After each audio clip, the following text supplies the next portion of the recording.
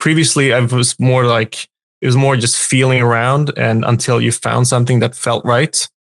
But you still don't know really why that felt right. You just like, it was more of a gut feeling thing. But now you realize like, oh, my gut feeling felt that because it actually like connected with this graphic design idea that was, that came about in the 50s or something. Or why good typography looks good a certain way. And, if you do it in a slightly different way, something is off. Like why does something look like a mistake if you nudge it 5 pixels to the right? Or why does it look intentional if you 5 pixels to the left, for instance? In this technically rich digital age of creativity, how important is theoretical knowledge? This is what our next guest is here to talk about and also teach. Please welcome super creative Toros Kose. Toros has crushed it across the entire spectrum of the industry by delivering stunning designs in the realms of film, games, advertising and everything else in between. And in today's episode, Toros joins us to talk about how his upcoming Learn Squared workshop, Designing Futuristic Visuals, will help demystify motion design for beginners. He also shares some profound insights into what it takes to forge a successful career and how to survive in it. And also, look out for a lovely tale about a coffee machine. This episode is packed. And before we begin, remember you can learn more about the workshop and sign up for it by hitting the links in this episode description. Let's go.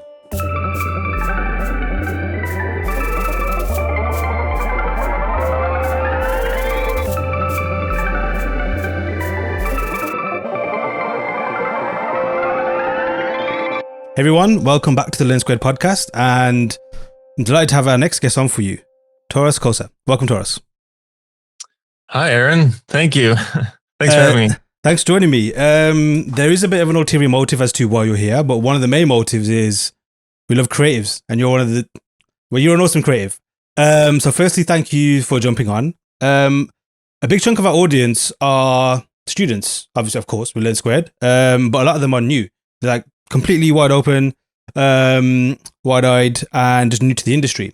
So for that student there that's listening right now, who's completely fresh to this industry, fresh to ourselves, fresh to this podcast maybe, introduce yourself to them, please.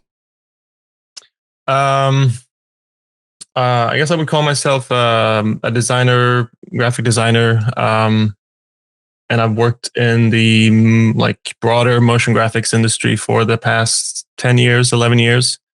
I started 2011 doing internships. And in the beginning, I was pretty much only doing animation in After Effects animation. And then after a couple of years, sort of transitioned into doing more and more design work, doing style frames, concepts for commercials mostly, and then started transitioning more into other types of projects like films and video games and documentaries. I live in New York City. I'm originally from born and raised in Sweden, but I moved to New York about 10 years ago. That's a short bio. Cool. Of me.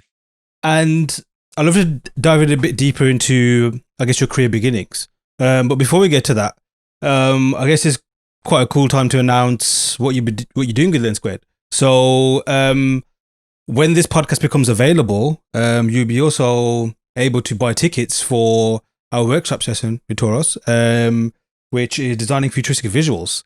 So again, we'll dive into that a little bit deeper as well. But just, I guess, like as a little bit of a quick synopsis, what can people expect in that?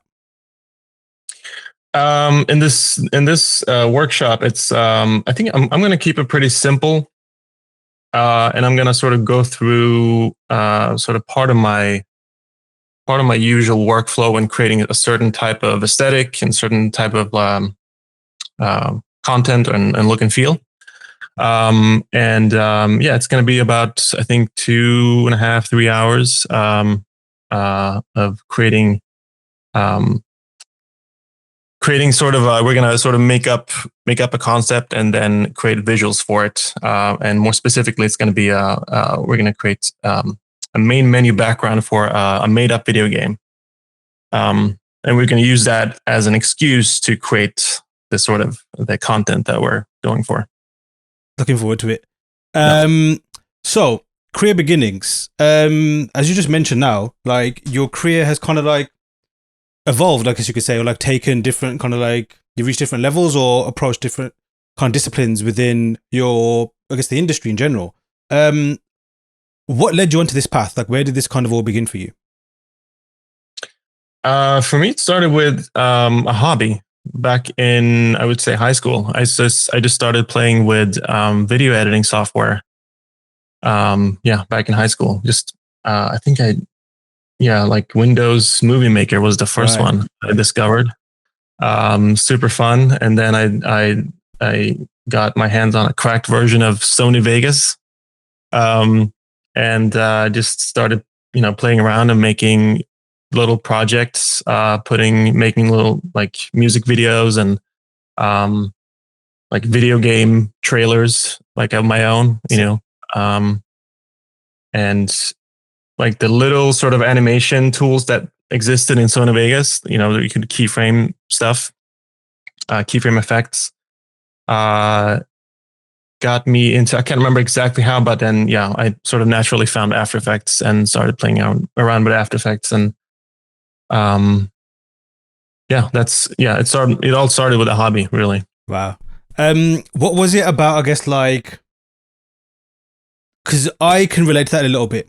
Although mine wasn't more so much, well, I guess it kind of was. Like, it was just like the wowness of being able to do stuff on a computer beyond the regular stuff that you're told to do, like office stuff and, I guess boring stuff. But like being able to like manipulate and create these things through software. And you mentioned Sony Vegas there. That's quite like, brings like a lot of memories. Although it's my cousin who had the better PC and he had all the, the crack stuff. So it was all like anything from audio editing to video editing to music production, all these kind of things. That was like the kind of gateway into all these things. So we just sit there like hours of just like tweaking things and messing things and getting familiar with things like timelines and clips and all sorts of things. So I definitely can relate to you in terms of like how you can kind of spend time in that and getting like, lost in these kind of things. And for me, that's a really good way of putting it. And that's like, it's almost something that doesn't happen as much anymore. This sort of like naive, playful, getting lost in Sony Vegas in this case for hours. Like the whole day is gone, and then you've like made a, well, in my case, a Metal Gear Solid music video. Wow. Because it was like so much fun and like it's like just blows your mind, and it taps into your really like creative nerd, Oh, definitely. Like it's even like I guess when you're even younger, you just discover something like building blocks and Lego for the first time. You just keep, just making, pushing limits, watching it fail. I guess it's that same kind of mechanism in our brain that just keeps getting tapped into these things. You obviously mentioned there, like, it's not so much readily available now. Why do you think that is? I can't think I know the answer, but I'd like to hear it from yourself. Probably for me, it's because it's just what I do now is a much more connected to client work, professional job. Back then, it was just pure having fun and being creative. That still happens. It's just it's harder to have that happen. Maybe just because you get older and you get maybe more jaded with like the industry or life in general, and all of that side of it as well. And as like you get older, you have more experiences, less and less things sort of blow you away, I think.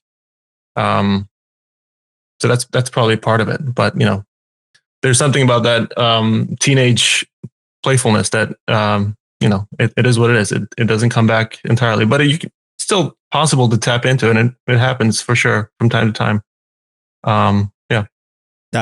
Totally agree.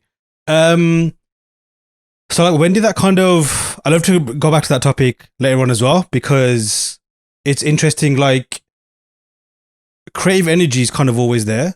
But like you mentioned, things like, whether it's commitments in life or just I guess to summarize it, fatigue of certain things, like that can really change your experience of that creativity. But I guess like just to continue with the, your career beginnings, when did it kind of go from like, hobbyist making these Metal Gear Solid music videos? When did that kind of start aligning with like, okay, this is turning into a job now? Like, did it?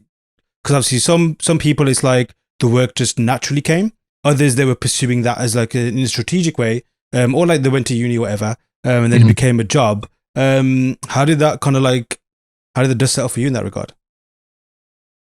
I think it's for me. It went from the hobby stage to trying to find some sort of course or program at a university level that was sort of related to this. And I first found something that's, I'm sure I've heard a lot of people take courses like this or programs like this. It's like sort of media. I think it was called media technology in Sweden. Yeah. And it's just like the super broad course that has anything from like coding to website building to video editing and a little bit of graphic design. So it's like dipping your toes in a bunch of things. So during that program, I sort of also found it just became more and more clear to me that like, oh, I like these certain things like design and video editing. And I definitely don't like coding or making websites. And then after like a couple of years of that, I found this other 1-year program at a school called Hyper Island. And they had like a dedicated motion graphics program. They also had a very good reputation in the industry in general. So it just made it felt like a smart move to take that program. And then, and that program also ended with an internship, which it just sounded like a good, smart entry point into the industry.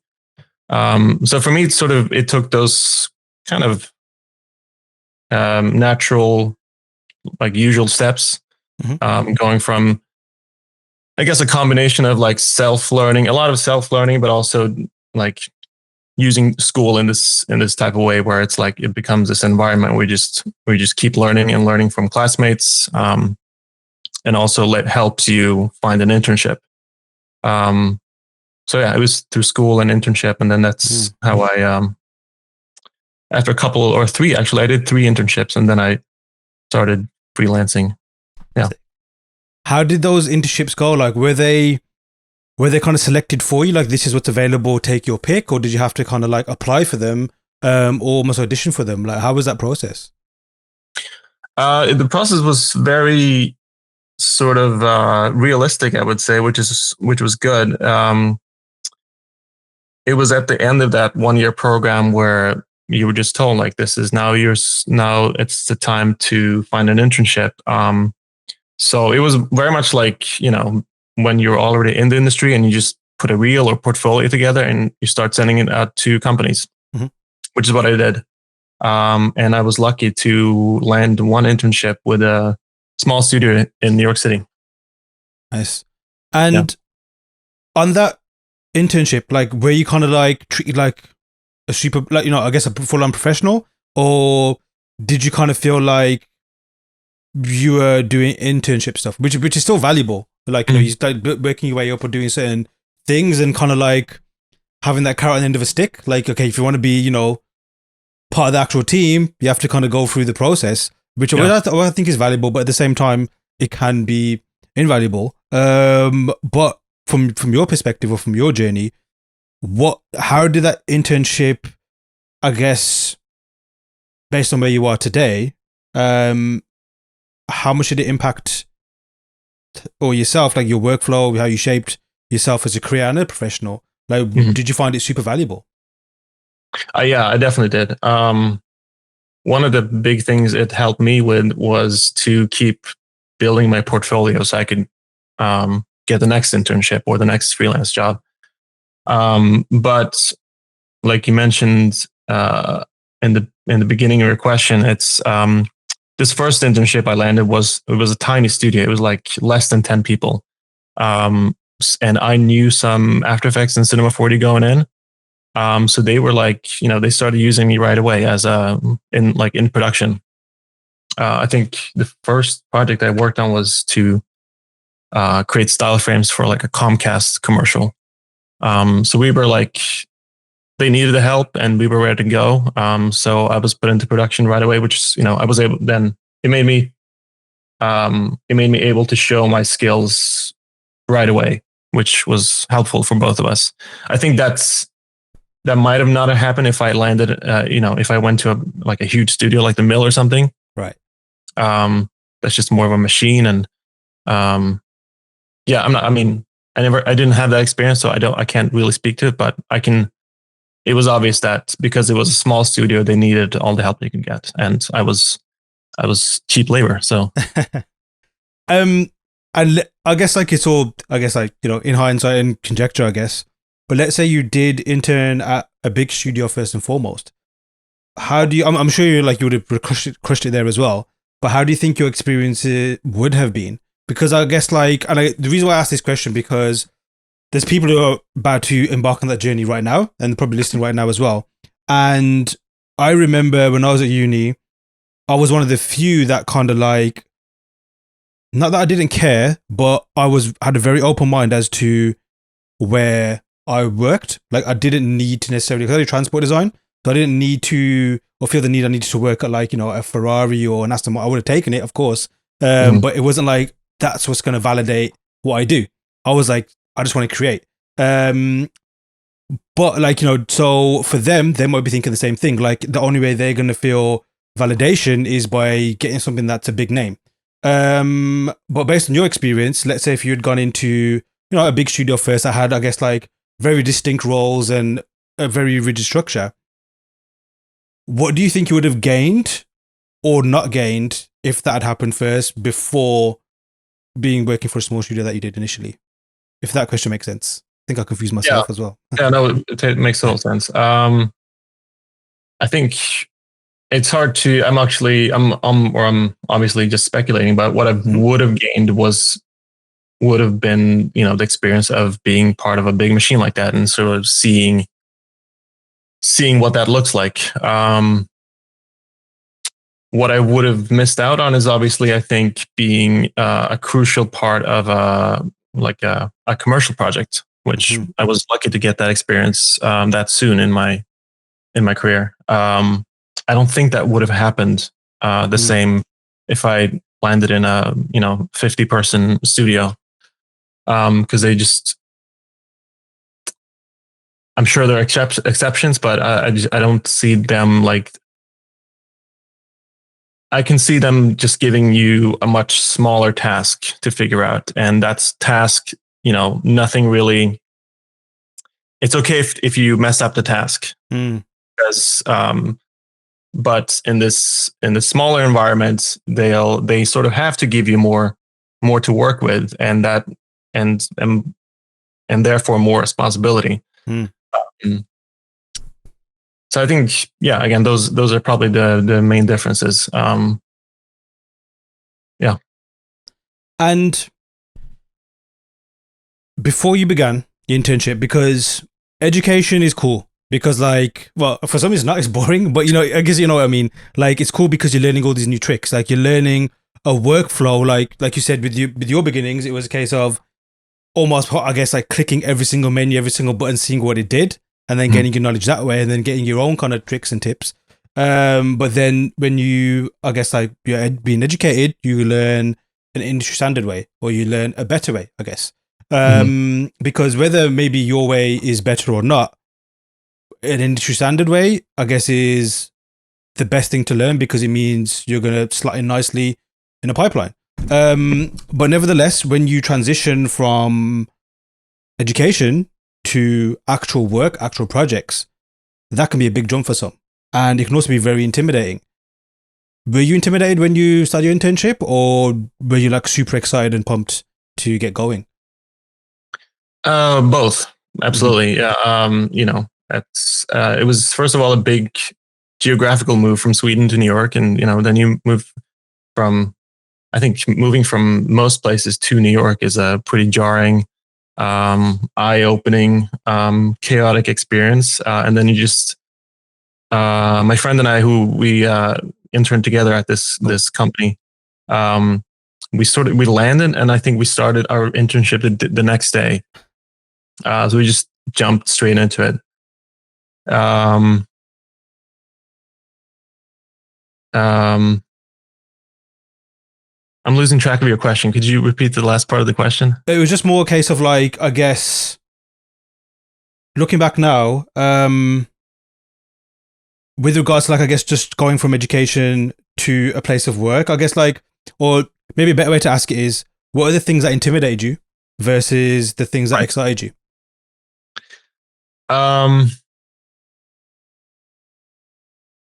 I think the exciting part was obviously to be able to start working and to like finally, after a bunch of years, stop going to school. Um, but that change is obviously, of course, intimidating because it is a big change. And now it's live fire. Now you have to really perform. So yeah, like that's pretty naturally I think the intimidating part. And it's like it's different. It's like meeting all these new people. They're not even from the same culture or same country. All of this is like it's exciting and intimidating at the same time. Sort of like feeds into each other. I guess that's Um, a poetry way to say, like, almost like it's a very human experience, because a lot of the time yeah, things are like kind of intimidating and exciting at the same time. yeah. How did you find that culture change? Like, I guess just moving somewhere new. Um, I'm someone who likes traveling, but I don't like the act of traveling. Hmm. And then if I'm going somewhere, I'd like to kind of, I don't like, not surprises, but I kind of need to know what I'm getting myself in for. As a Hmm. result, I tend not to do those kind of travels just because I don't have the element of control. But for yourself, how was that experience? Because not only is it a new job, it's well, your dream job. It's like, you know, Hmm. actually getting into the career that you want, that you trained for, versus not moving down the road. It was across a sea, I'm sure, and a few flights or a few flights had to change to get there as well. I'm moving to a new place, so I'm sure you can list out a bunch of things I haven't listed out yet. How was it like handling all of that? Um, how's it? So, like, I guess more so like, did it kind of like go over your head? Like, it was like, yeah, whatever, I'm doing my job. Or that's kind of Mhm. like not so much of a big deal. Or did it kind of feel overwhelming and you kind of need to like get everything in place and I guess kind of like, you know, make sure on top of things. So does that kind of like fall apart maybe? Well, I think one thing I would say is that 1 year at Hyper Island sort of. I think that also the thing about that school is that it's sort of set up to be a little chaotic. So you learn how to deal with uncertainty and a little chaos and fast paced changes. So I wonder if that might have helped me a little bit too. I'm sure it did a little bit. Hmm. But Interesting. this was like 10, 11 years ago, so I can't remember everything. But Right. I think I think the excitement of moving to New York City and doing an internship and like getting started, I think the excitement sort of overrode the whatever fear or Yeah. anxiety I Yeah. had in the end. But there's tons of stuff to take care of at the during it, like finding the internship in the first place. This was the only studio that actually got back to me and wanted to have me.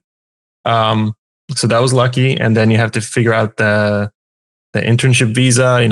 The US has like it's tricky with the visas.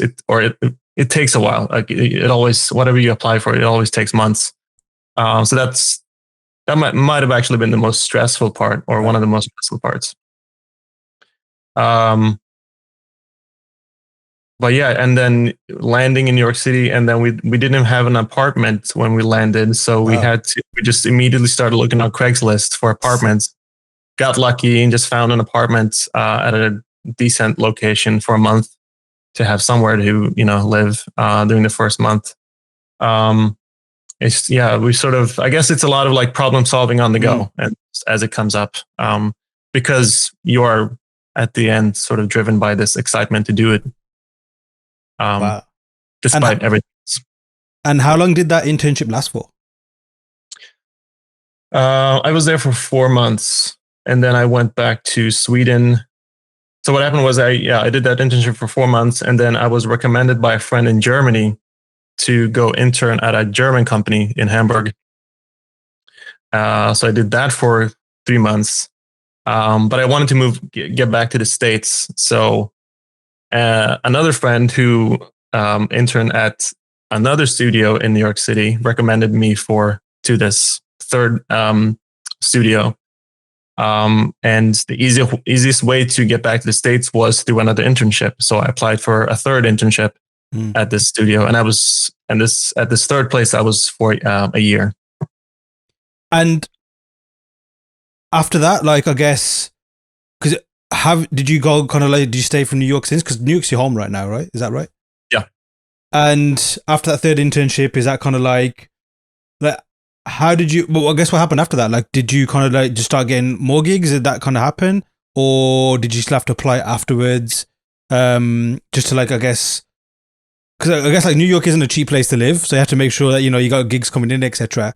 So, well, I guess what I'm asking is like, did you find it a risk, or was it a risk to kind of like move to New York for that internship? And I guess was your mindset more a case of like, no matter what, I'm staying here and I'm gonna, like make my roots here for my career? Was that kind of what's happening in your mindset at the time?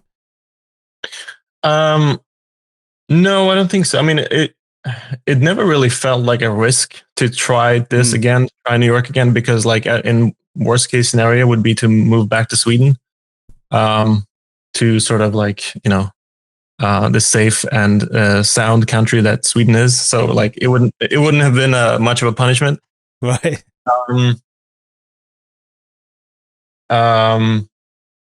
So what happened was that third internship went on for a year, but then at the end of that year, I was like, it was starting to, that's sort of the freelance. I was starting to get the freelance itch, and I wanted to try freelancing essentially. And after a year, or after me being there for a year, this studio actually closed down. So I was forced to go freelance, but I was also planning on it, so it wasn't too bad.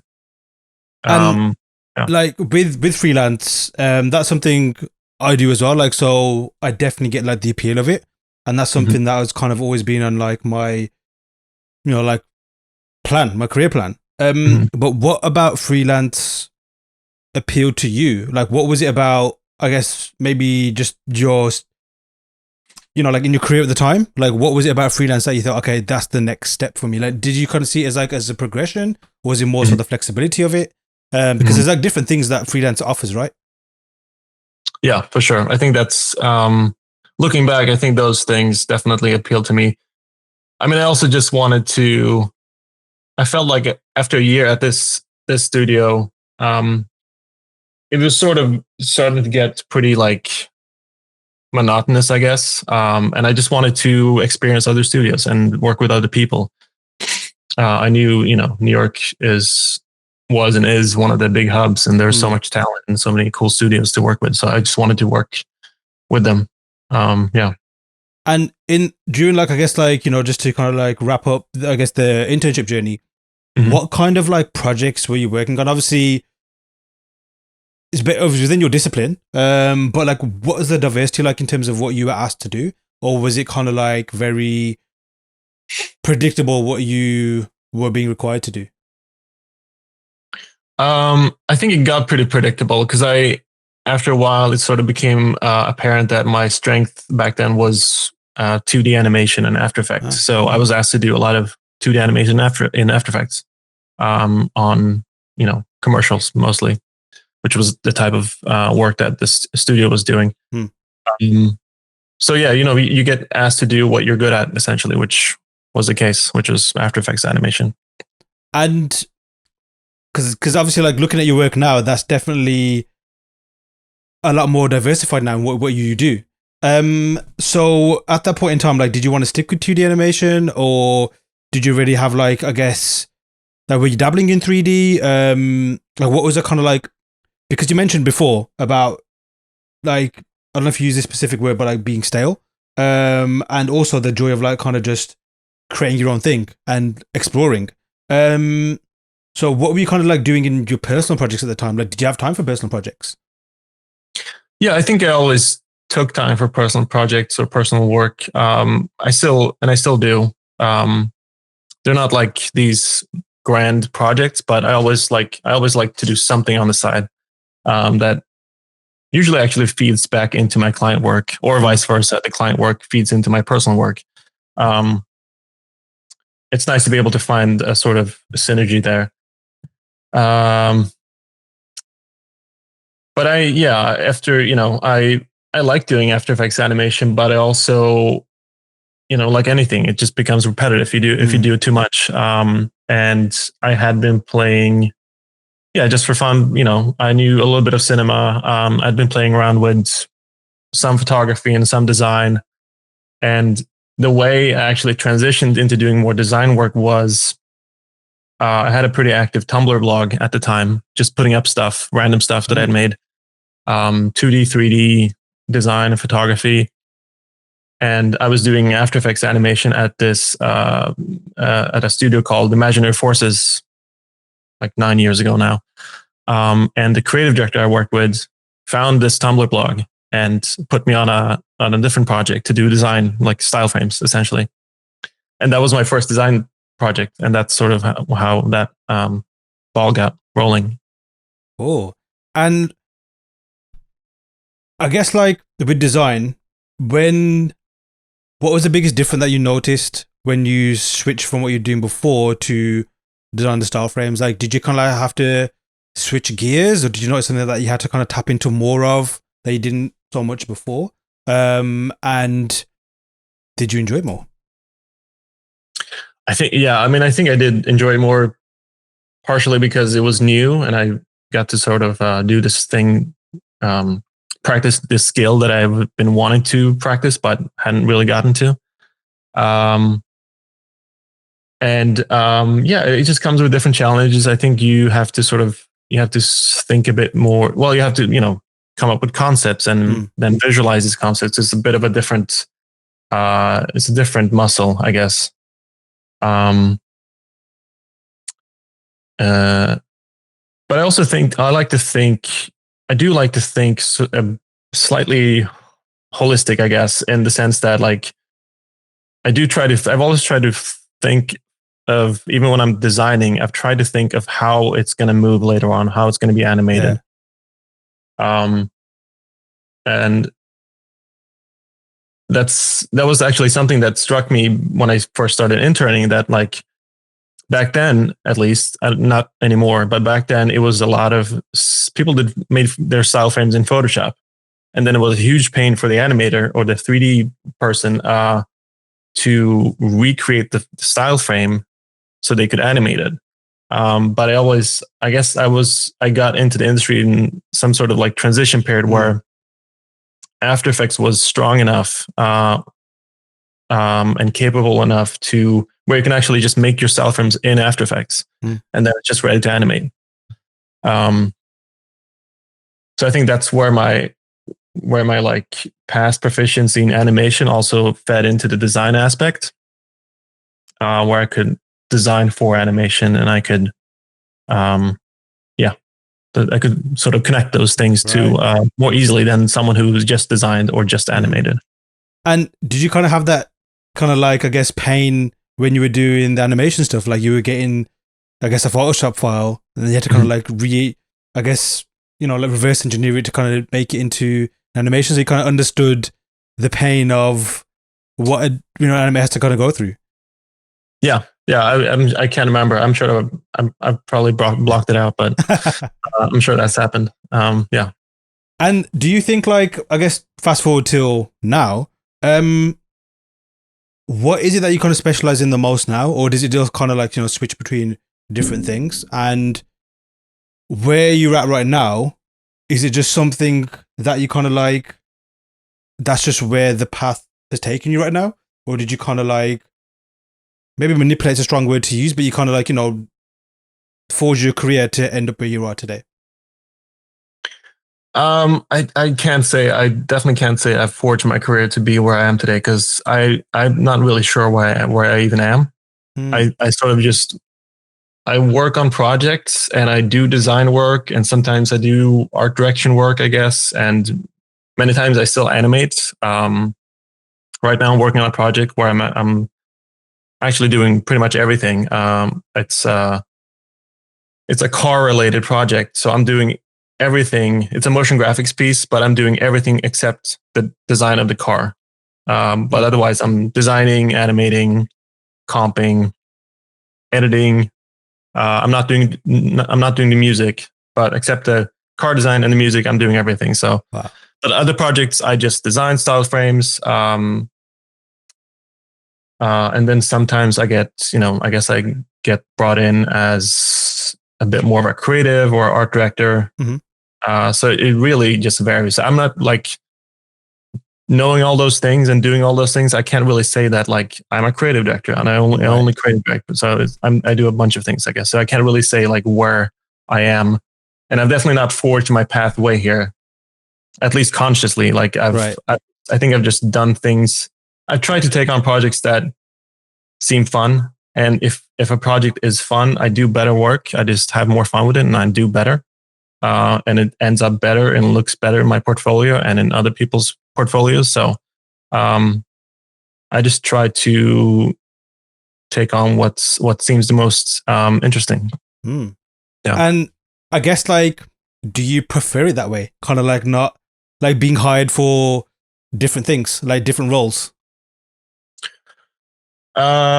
Yeah, I think so. I think I like the flexibility of it. I like the ability to pick and choose, obviously, projects. But yeah, I've never really sort of wanted to get a creative director role for the sort of like the title. It's like anything. It's like if you do something for too long or too many times, it becomes the same thing over and over, and that's not fun.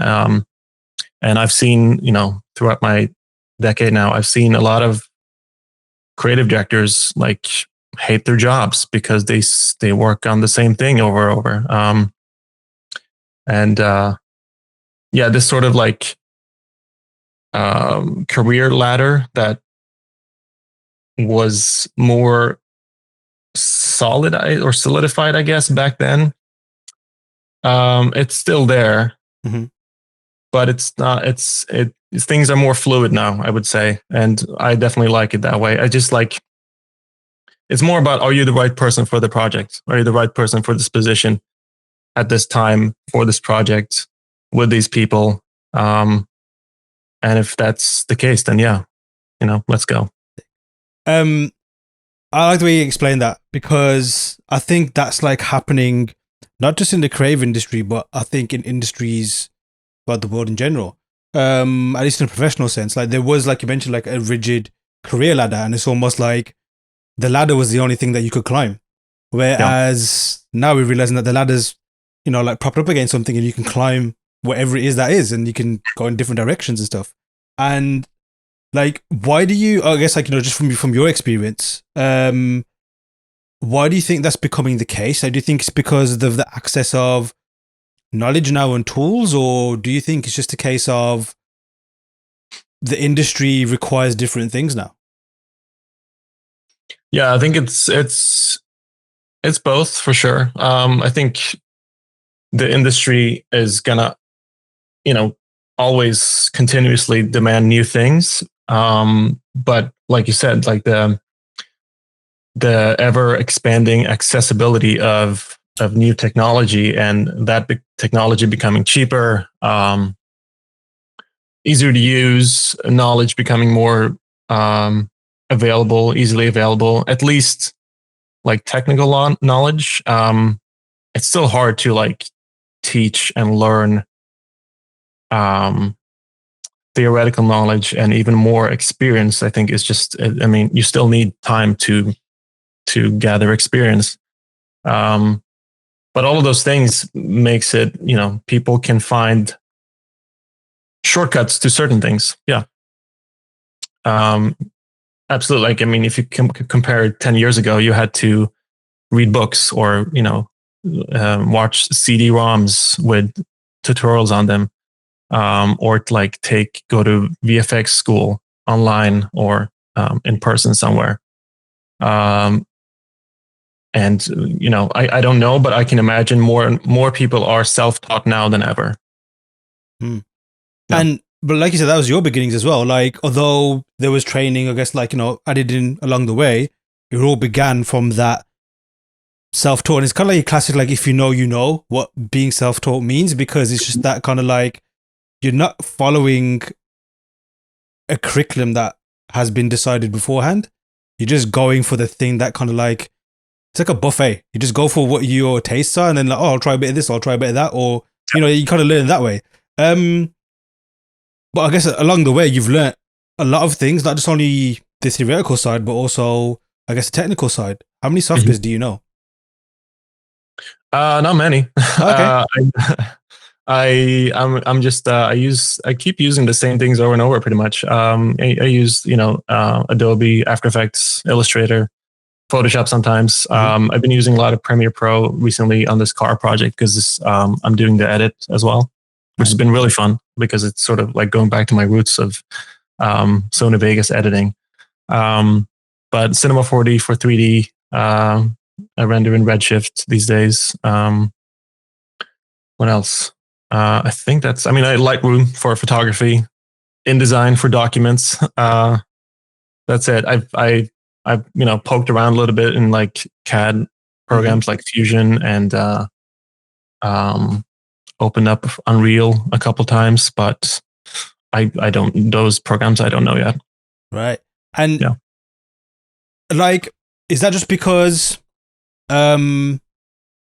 you're just comfortable in those things? Like, it's not a case of like you need. Like, do you feel like you need to learn any other packages or software, at least in a technical sense, to do your job, or do you think as long as like, do you? I guess a better question is, what do you rely more on? Is it more a case of your design thinking and what you want to get out in terms of like what the brief demands and what your vision is, versus what the software can do? Or do you think like the software is what dictates the final image? I mean, I think usually what dictates the final image, I think, is still usually based on the concept, unless you're working on some sort of like demo for Unreal Engine specifically, and you have to use Unreal Engine. I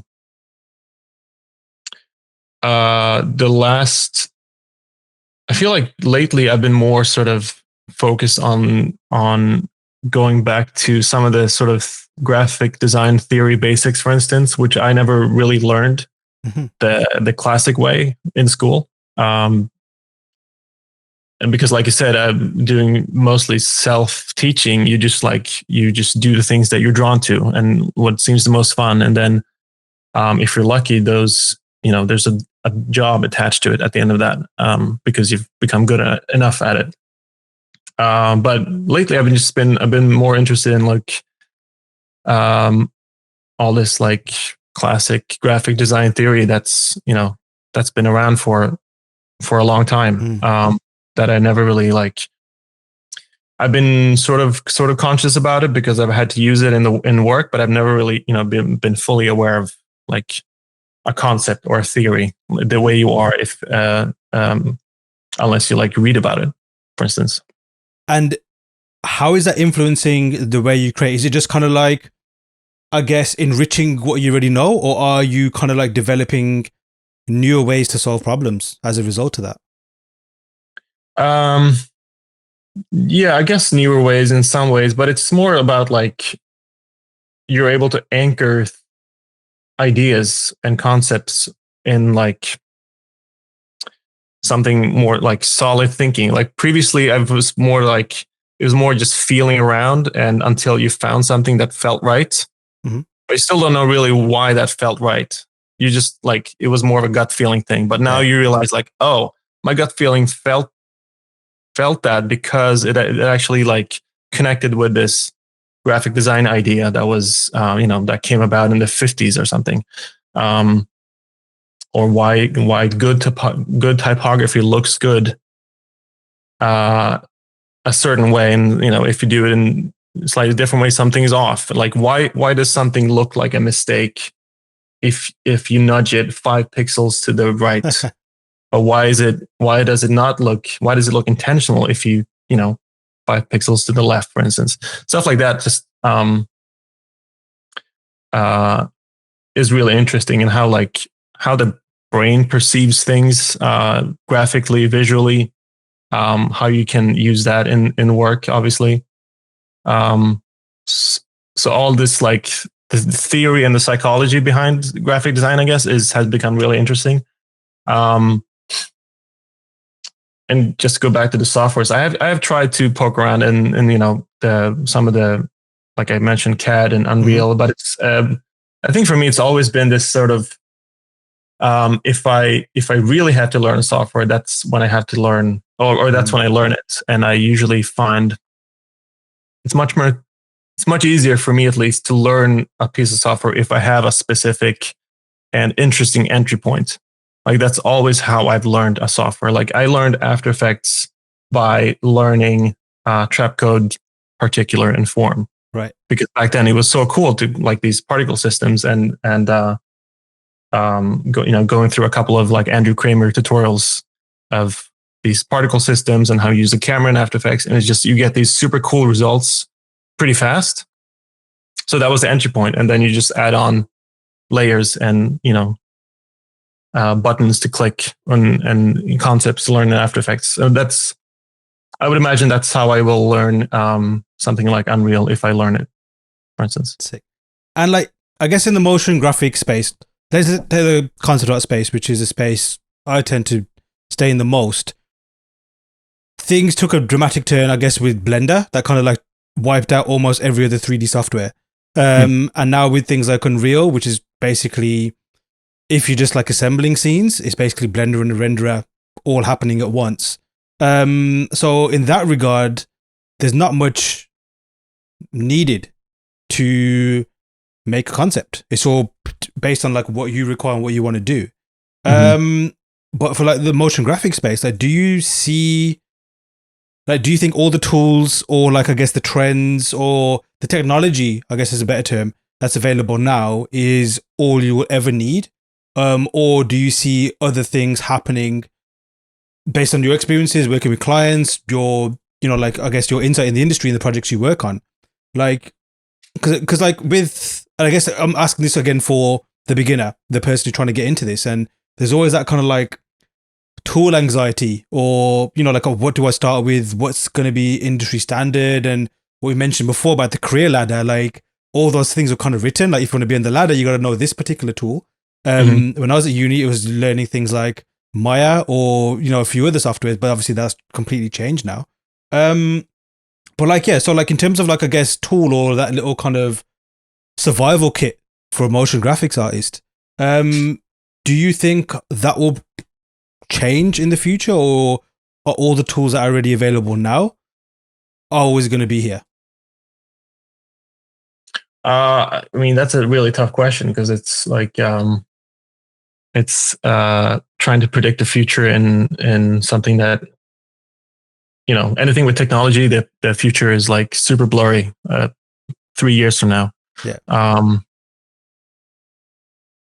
But I mean, I would say like design is like visual design, graphic design is always going to be around. Animation is always going to be around. So if you sort of strip the concepts away from the softwares, like what is Illustrator? It's a graphic design tool. So it doesn't really matter if it's Illustrator or Figma or some other tool that pops up in a few years. Same thing with After Effects. If you really like animation and learn the fundamentals of animation in After Effects or some other tool, then you still know the concepts of animation. So if After Effects goes bust in 5 years and you have to learn a different software, I think you just have to learn what buttons to press. You know the actual, like, the theory of it. And same thing with a 3D package. So I guess what I'm saying is like I guess it doesn't really matter what, like, specifically what package you learn, because a lot of the concepts translate. I'm sure a lot of the concepts. I don't know Blender, but I'm sure a lot of the concepts from Cinema translates more or less to Blender, which translates more or less to Maya or another package. And Unreal seems to me as like it's basically a 3D package, but live. Yeah, pretty much, yeah. So again, it's like what is the most fun? Are you like, do you find yourself the most interested and stimulated by the fact that you're in a 3D package that can do these live things, that can do, like, you can make a game or a movie in this package? Start there, you know. But if you're really into graphic design, then Unreal doesn't make any sense. So then you, play with After Effects or Illustrator. I guess that would be some sort of answer.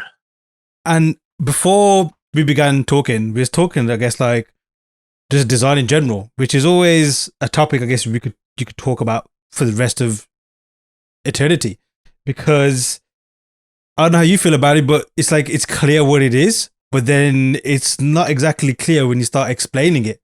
Or it's almost like the definition of it is beyond what we can describe with words, but at the same time, we know how to utilize it and manipulate it. I guess the ones that can do it well.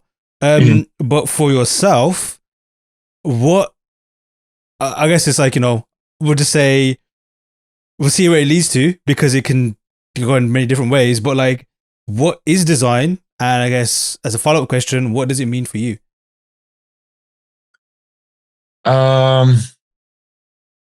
What is design? You're really putting me on the spot here.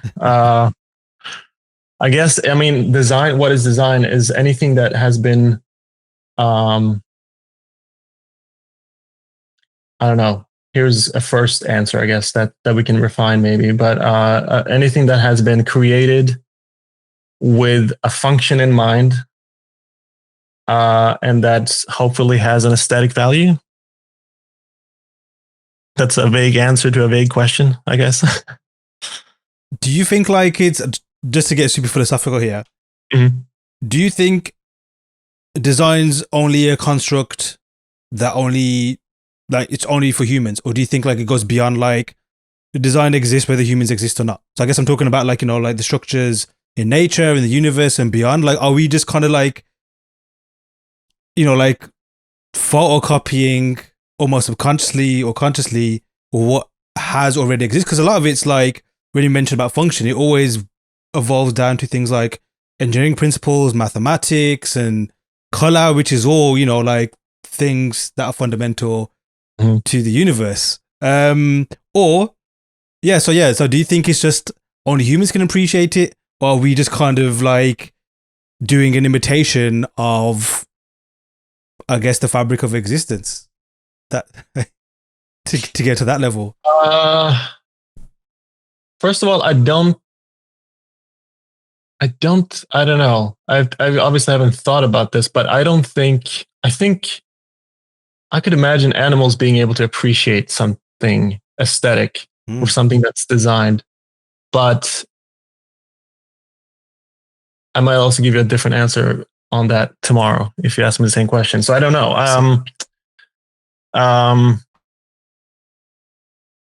And what was the second part? What does it mean for you? So like design. So like, obviously it's something that is like, it's your profession. It's your career, for example. So when this could be like the things that you interact with, or the things that you enjoy, or just what your brain switches to when you're creating. But I guess, like, as opposed to trying to define what design is, when you're creating, I guess, like, what does that do to your creative process, so to speak? But I guess the question, what does design mean for me? I think it is, I mean, it's not everything, but it's like almost everything, I would say. And most of us, like, if you live in a city, everything around you is designed. But also, if you live out in nature, then you come back to your question, like, is there a higher being that's designed the things around us, or is this some sort of like force, universal force has some sort of quote unquote designed.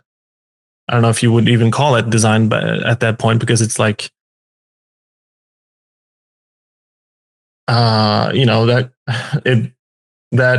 if you design, let's say if you design an object, you have the choice of designing a different object or not designing the object. But if, I'm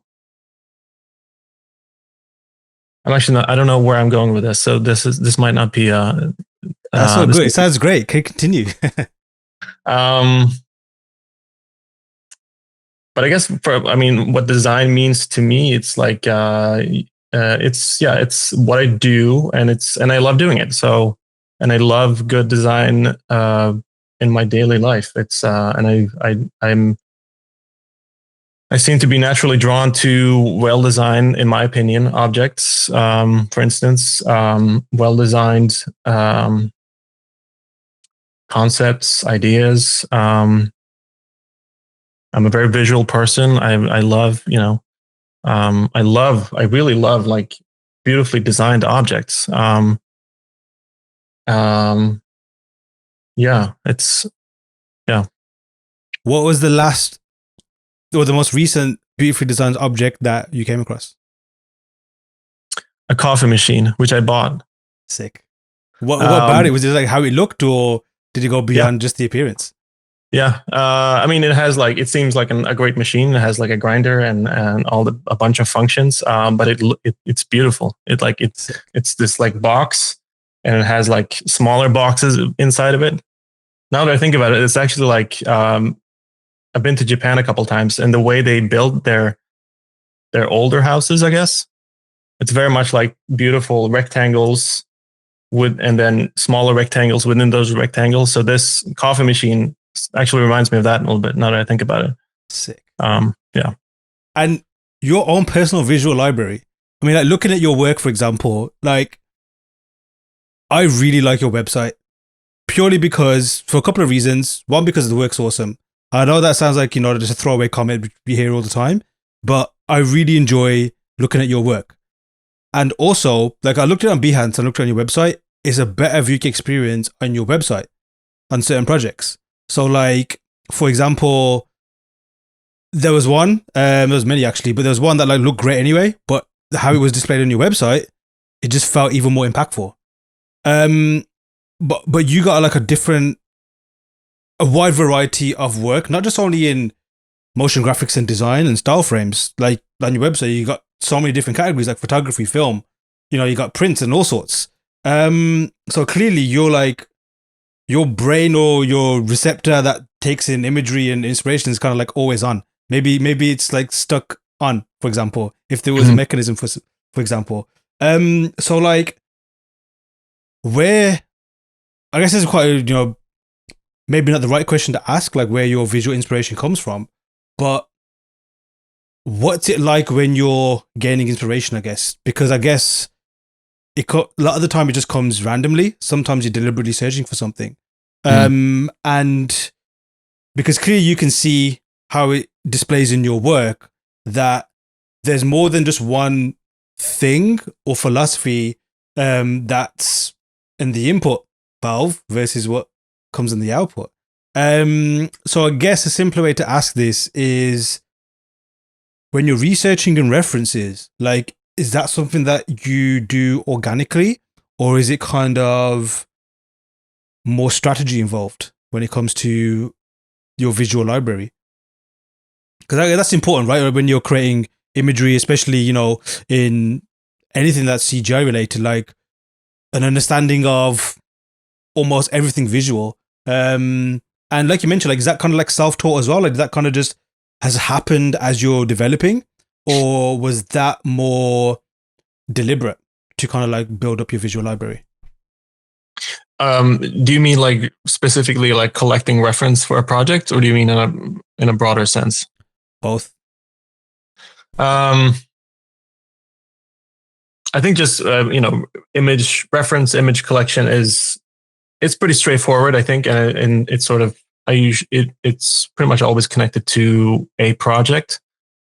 But I guess my visual inspiration comes from. I mean, it's different for different projects. I think in this different situations. Like sometimes I find myself getting to the good parts or getting to the good design just by like bashing my head against it and like getting all the bad ideas out. Mm. That's one. That seems to be one pattern that repeats itself, I guess, in my work. Sometimes, not always, but sometimes I sort of get stuck on these. Like I just I get frustrated for like a whole day of work, and then right before I'm about to turn my computer off or go to bed, that's when like the good idea hits. So there might be something there about like getting tired, like really like exhausting yourself. And for some reason, that's when the good idea comes. Maybe because your body and your brain is relaxed at that point and isn't trying to force the good idea out anymore. So that's I guess something to keep in mind. Don't try to force the good stuff out because it won't come out if you try to force it. I guess that's like a good sort of life rule in general. Don't force anything. Don't try to force things. But another way of I think I stay inspired is by doing a lot of, like you mentioned. I try to, or I like doing a bunch of different things. I love photography, but if I do photography for too long or for too much, I sort of burn out on it and I get interested in something else. So I jump onto that, and that's been a good way, I think, for me to stay inspired. And lastly, I would say the shower is like a magical place. Indeed. It's insane. Like as soon as I enter the shower, it's like, oh, that's what the good, idea was, I guess. Yeah, it's and weird. Yeah. The trick then is to try to memorize that idea because it can be very fleeting. But the shower it's like a magic box of ideas. That's true. It reminds me, have you seen Mad Men, the show? A little bit. I actually haven't seen most of it. No. It's a throwaway scene, but there's a scene, obviously they're like ad agency, they always come up with ideas.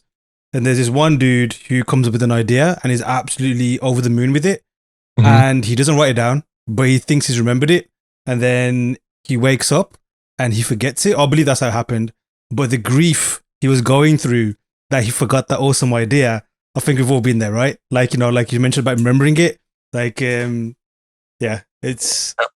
a great pain, but it's also, I guess, encouraging because it can happen again, I guess. Yeah, just get into the shower again. The shower more. And like, I guess, so before, I want to ask you a more personal question, but before that, just to kind of, I guess, wrap up the career aspect. You've worked with a lot of great people and you've collaborated with a lot of great people and you work on some awesome projects as well. How do you find that experience of collaborating and working with others? Again, is that something that you've let develop naturally for yourself, or have you been more like, I guess, more structured in terms of how you approach clients and communicate? So I guess it's a more question like communication and getting your idea across versus making sure, I guess, you're still an asset to the wider project as such. So yeah, like, how do you find collaboration? And because you've done it a lot, you do it a lot, and I guess it's the nature of the industry in general. Like although you just mentioned that you're working almost doing the entire project by yourself for a recent one, but at the same time, there's been others where it's been a huge army of people. So how do you find collaboration? You mean how do I find people to collaborate with? Yeah, sorry, I guess that can be interpreted two ways. But like the art of collaboration, like, is that something you enjoy? Working with other people? Yeah, I definitely. I mean, it can be. The extremes are like it can be amazing and it can be a nightmare. To collab. Like if you're just matched with the wrong people, if you like collaboration can be a really bad or painful experience, but it can also be amazing. Like if you really complement each other and yeah, I guess if you really complement each other, or if you're, for instance, if you've been put right in the position you should be in by a creative director or a project, lead or something, where you're like, oh, I'm where I'm supposed to be, and I do the things that I do best, and I do it in the service of this bigger project. That's amazing. That's really fun. And you can hopefully, you feel that way you feel that you get that sense from other people in the project as well. But it's tricky. It's like, I think if you're earlier in this, like if you're just starting out, I think it's a good idea to collaborate a lot, and because to get that experience and see who you collaborate well with, what doesn't work, what works. But I think naturally, as you progress throughout the years, I think you'll find yourself just being a bit more cautious, I think, about collaboration. And you'll also just find people that you like collaborating with, so you keep collaborating with them because it works, and it's fun. And you mentioned about, like, obviously, and I think that's a good way to describe it as well, like the extremes of things, because sometimes it's not always an extreme. It's like it's a bit of everything sometimes, right? But when, like, say, I guess when things are positive, I guess it's kind of obvious how to handle that. You just kind of enjoy it, embrace it, take the best bits, don't let it get to your head, and then just move on. But when it's a nightmare scenario, like, how do you cope with that? And obviously, nightmare can be many things. It could just be a case of things don't click. It could just be working with horrid people, and everything in between. But I guess, like, as a survival tip, how do you survive in that kind of situation? Great question. It's it really depends on, of course, like anything, it really depends on the situation. But I think at that point, you almost have to, like, find a way to detach a bit from the project, detach emotionally, and just hopefully it's not too long of a project either. I've been I've been on projects where that they are a couple of months long and they turn out to be not great after a couple of weeks or a month. And for your own sanity, you just have to find a way to cope with it, or find another, like, if it turns out to be just creatively very unfulfilling, it's good to have, for instance, side projects to fulfill on the side. But if you have to deal with people, it's hard, because sometimes I think you just have to, like, take the blow and then try to not work with those people again. There's no easy way out of it, I think. And then if you're stuck with those people for a long time, then I'm not sure there's an easy, or like just do this answer. Yeah. But I guess, like you mentioned, like, if you're kind of stuck with people, it's a case of, in that time, it's just like taking stock of that situation, and I guess, like, see whether is it worth continuing with this. And if you don't have a choice, maybe it's most like it's a financial reason. If no one has a choice, then it's kind of like, yeah, just finding, like, a different way to kind of, like, cope with it. But one of the ways, I guess, because you're creative, I'm a creative, it's something that's kind of, like, always happening. It's like, it's an existence. It's not a job. It's not something that you can just put a coat on, do your role, and then take it off. But at times, which also ironically feeds into creativity as well, you have to kind of decompress and switch off. And maybe that's one of the ways you can remedy things, like when you mentioned nightmare situations. But for yourself, like, how do you switch off, decompress? You mentioned photography, which is still creativity, but kind of not because it's different from another task you're doing, if Yeah. that makes sense. Like sometimes doing another creative pursuit is a way of switching off, but you're still staying creatively active. But generally speaking, like, do you have any interests or hobbies outside of, I guess, the creative space Mhm. that just you enjoy, help you, keep you sane, and just you enjoy doing? Yes. Just to finish answer the previous question, though, Sure, I think yeah. I would say I think it is important. Like if you're really new and if you haven't worked in the industry or any field, I think it's really good to keep in mind that no project is going to be perfect. There's always going to be something that's going to be frustrating about pretty much every project. I can't think that off the top of my head of a project that hasn't been frustrating in some way. Even the ones that it's been only myself. Back when I used to, I've been freelancing remotely for the past 4 or 5 years, maybe 6, 5 years. But back when I used to freelance on location in studios, I sort of like developed, I guess, a mentality of like, it's never going to be perfect, but if you can get 2 out of 3 things, it's a good gig. It's like, and those 3 things are either the people are great to work with, the studio, like the studio space is really nice and comfortable. It's a nice working environment, or the project is a great project. And I think if you can get 2 out of 3, it's like, that's realistically a great project. And if you get 1 out of 3, it's not that bad. If you get 0, obviously it's a shitty gig. So just knowing that, keeping that, having some sort of a realistic mindset about like nothing is perfect.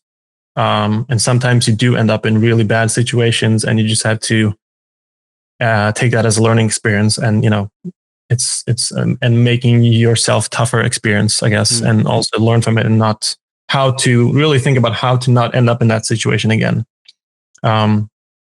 You will end up in that situation again, which is the funny part, but you can try to at least minimize the chances of that happening.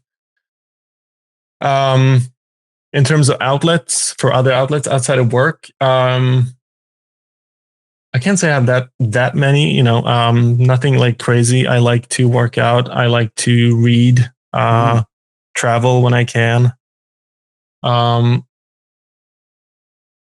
But I do get a lot of my creative outlets from my, you know, work. Because I just do a lot of stuff on the side. That is not necessarily or that isn't a client project. And like all this, you know, design is just really fun, and or photography and all that is really fun. So I don't find myself needing that many other outlets, I guess. Nice. I like the way you said that, like not needing. Yeah. I guess like not to generalize, but in the day and age that we're in now, where you're bombarded with all these kind of like experiences and things to do, and what, you know, like it's natural that you end up trying like almost anything and everything. But being aware that of what you need and don't need, I think that's very powerful. And just for general life advice in general anyway, like just focus on the things that you kind of need and don't need. But one thing I think a lot of students will need is your workshop that's going to be coming up. So I'm excited for that. And I explained to you before we spoke as well why. Purely because from my perspective, the work you do is not the work that I do. So on one hand, it's a case of like, I'm not looking to rechange the way I work. But like I mentioned as well, like the stuff that I can learn from you and the way you work, and that's almost just by chatting to you today, it's almost reinforce that belief as well. Like I'm excited how to repurpose that into the content that I make, for example. But for people who are listening now and are listening to this before the session begins, what can people expect? I would say people can expect a pretty, like, first of all, technically simple webinar. I'm not going to go through anything crazy in 3D or anything. I want to keep it simple in Illustrator and After Effects. And we're just going to go through, I guess, one of my workflows when it comes to creating a certain aesthetic or certain style or content, which is this pretty like detailed and layered, futuristic graphic design aesthetic that I enjoy doing. And just going through the sort of basic steps of how I tend to do that and how I set it up and create the look in After Effects, essentially. Mm. And this will be like in the workshop itself, we'll be showing this almost from beginning to end? Yeah, I think we'll be going from like ideation, creating some sort of concept or brief for ourselves so we can place this design in a brief or in a world of some sort, even if it's pretty loose and abstract. And then we'll, go the usual route of collecting reference, starting to maybe do some sketching and then obviously design, and then collecting everything to bring into After Effects to create a compelling piece of design. And like you mentioned, this is, I guess, more intro level, like for beginners, right? Or just like a beginner entry point into designing the way you design, correct? Yeah. Again, it's going to be technically very simple. I use Illustrator, but I don't like, I'm sure it's one of those 80-20 rules where I use like 20% or even 10% of the functions in Illustrator. It's going to be technically very simple. We're going to be creating lines, dots, typography, simple graphic design, and then we're going to just have fun with combining those things and layering in After Effects. And so it's I would say it's definitely for, if you know basic Illustrator and After Effects, you're good. And obviously when people are watching back, obviously you can create along with Toros as well, but whoever has a session, a ticket to the session, will get lifetime access anyway, so you can always watch it back and, treat it like a mini course, so to speak. And speaking of courses, although this is kind of like a spoiler, we don't tend to let the cat out of the bag when it comes to courses in development. But this session is, I think, a first for us because it will lead into a course you're developing with us. Is that correct, or have I just got that rumor from somewhere? I don't know where you heard that. No, that's true. I've been sort of working on and off on a course for a while now, but I think even for myself, putting this workshop together is a sort of nice intro. I've never put a course together before, so it's a nice sort of warm up, I guess. Right. But I am putting a course together that's going to be touching on the things that are in the workshop, but also expanding on them a bit, and also going back to graphic design a bit, like good old fashioned graphic design, and trying to make a connection between graphic design and this sort of aesthetic that I come up with in the workshop, for instance. I'm really looking forward to it. Like I said to you before, like some of that stuff goes over my head sometimes. So to have something that kind of demystifies all of that and gives me something usable is just, like another weapon to add to the arsenal when it comes to creativity. Toros, I'm looking forward to the session first and foremost, and can't wait for the course as well. Just before we, I guess, like, just any final words from yourself before we wrap up?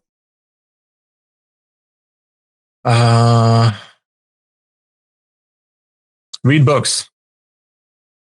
Read more. Which one did you last read? Read and travel more. What book did I last read? I usually I'm in like 2 or 3 books at the same time. Ooh. I read the book Why I Write by George Orwell recently, and that's an amazing book. Is that, I just have to write that down. Pun intended, Why I Write. Yeah, it's short. It's great. Is it more like an educational book? Is it biographical? Is it fictional? It's I guess it's biographical. It's nonfiction. It's not biographical. Right. It's not about George Orwell, but it's him it's him explaining why he writes. Which is like another type of design, right? Like great writing is, you can kind of see when you peel it back, like there's a lot of energy gone on to like not manipulating the reader, but taking them on a journey, which is a design itself. So Yeah. nice little tie-in. Toros, thanks so much. It's great chatting with you. I could chat with you for the rest of the evening, but I don't want to take your time. And for anyone listening, the details are available in the description about the session, and we look forward to seeing you there. Me too. Sounds awesome. A huge thanks to Toros for joining me. Remember to hit the links attached to this episode to sign up for the workshop. And to stay tuned for more awesomeness we've got cooking with Toros. Also, don't forget to give Toros and Lens Squared a follow. And if you're enjoying the podcast so far, or have recently discovered us, please consider subscribing and leaving a like and all of that good stuff.